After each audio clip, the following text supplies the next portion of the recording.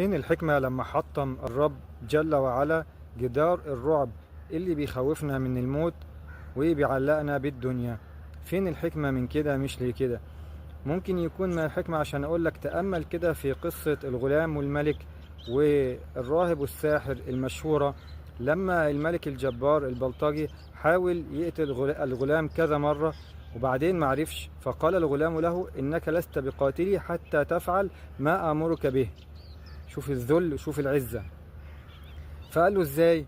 قال له: هتجمع الناس في صعيد في مكان واسع، وهتعلقني في شجرة، وهتاخد سهم من كنانتي وهتضربني بالسهم ده، وقبل ما تضربني هتقول بسم الله رب الغلام.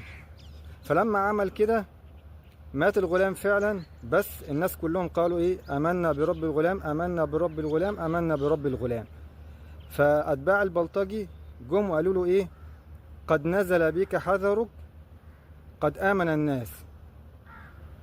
فقال أو فأمر بالأخاديد فخدت وأضرم النيران، وقال: من لم يرجع عن دينه فأحموه، أو قيل له اقتحم، يعني يرموه في النار. فجاءت امرأة معها صبي فتقاعست أن تقع فيها، فأنطق الله الرضيع فقال: يا أمه اصبري فإنك على الحق. وهل تظن أن اللي بيموت في سبيل الله بيتألم؟ قال نبيك صلى الله عليه وسلم: إنه لا يجد ألما إلا كألم القرصة.